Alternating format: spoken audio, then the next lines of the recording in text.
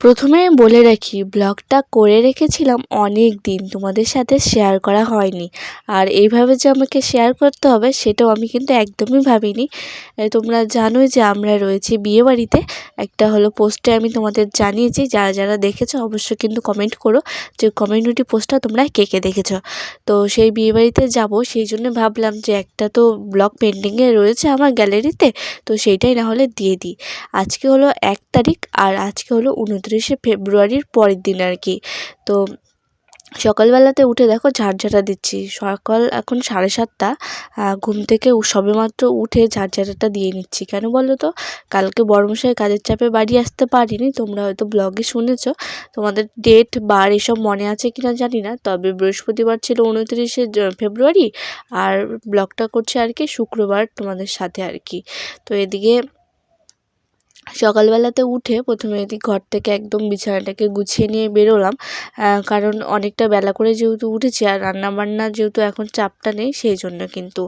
আর ও যেহেতু আসেনি সেই জন্য তোমরা কী জানি মানে কেমন করে যেন ব্লগ পরে দিয়েছিলাম, আর এই ব্লগটা কিন্তু পেন্ডিংয়ে থেকে গেছিলো আর কি।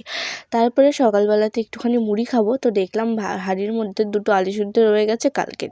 তাই ভাবলাম একটুখানি এটাকে ভালো করে ভর্তা মতো করে নিই। তো শুকনো লঙ্কাটা লবণ দিয়ে ভালো করে ভেজে নিয়ে এখানে দেখো ভালো করে গুঁড়ো করে নিয়েছি, আর তার সাথে এখন দিয়ে দিচ্ছি টমেটো দিয়ে দুটো বললাম না আলু সিদ্ধ রয়েছে, তো আলু দুটোকে ভেঙে দিয়ে এখন একটুখানি ভালো করে নাড়াচাড়া করে নেবো, আর সাথে একটুখানি সর্ষের তেল দিয়ে দিয়েছিলাম। যেহেতু ও বাড়িতে নেই, তো কোনো রকম শ্বশুর বৌমা মিলে রান্না করে খেয়েছি আর কি, এইটুকুই বলতে পারো। তারপরে একটা লম্বা ঘুম দিয়ে তোমাদের সাথে দেখা হচ্ছে ওই 4টা মতো বাজে এখন। তো আবার বিকেলবেলাতে সব কাজ করে নিয়েছি, মানে ঝাড়ঝাড়টা দিয়ে নিয়েছি, যেহেতু সকালেই তোমাদের সাথে শেয়ার করেছি সেই জন্য আর শেয়ার করলাম না সেটা বারবার। মানে বাড়ির বউদের কাজ কি ওই একটুখানি ঝাড়া মোছা এইসবই তো, কিন্তু দিনে 2বার যদি ঝাড় দিই, দিনে 2বার যদি বাসন মাজি, 2বার তো আর তোমাদের দেখানো যাবে না, তখন তো তোমরা আবার বোরিং ফিল করবে। যদিও কাজগুলো আমাদের করতে হয়, কিন্তু আমরা চেষ্টা করি যে তোমাদের সাথে যতটা পরিমাণে মানে কম দেখানো যায়, আর মানে কমের মধ্যে যেন ভালোভাবে তোমাদের কাজগুলো দেখানো যায়, সেটাই কিন্তু আমরা প্রত্যেকটা ব্লগার চেষ্টা করি আর কি। তো এদিকে বিকেলবেলা ঝাড়ঝাড়টা হওয়ার পরে জামাকাপড়গুলোকে ভালো করে এদিকে গুছিয়ে নিলাম। গুছিয়ে নিয়ে এখন দেখো বাসন কটাকে মানে ঠাকুরের বাসন কটাকে ভাবলাম যে একটুখানি ধুয়ে নিই। তো সেই মতো কিন্তু এখানে চলে আসলাম, বাসনগুলোকে বের করে নিয়ে আর পুজো করে নিয়েছি দুপুরবেলাতে, দেখতেই পাচ্ছ। আর এখন ঠাকুরের বাসনগুলোকে মেজে নিচ্ছি। যেদিন এই ব্লগটা আমি করি সেদিন ব্লগ করার কোনো ইচ্ছেই ছিল না, তবু মানে খামখেয়ালিভাবে এই ব্লগটা করেছিলাম বলে কিন্তু আমার আজকে কাজে লেগে গেল। তো বিয়েবাড়িতে আসলে তো জানোই আত্মীয় স্বজনরা যেতে দিতে চায় না, বিয়েবাড়ি না যেখানেই যাও সেখানেই এই প্রবলেমটা হয় কিন্তু। তো এটা করেছিলাম বলে কিন্তু আজকে রক্ষে পেলো আজকে আমার চ্যানেলটা। সময় হলো বিকেল 5টা, ও মানে সন্ধ্যায় বলতে পারো।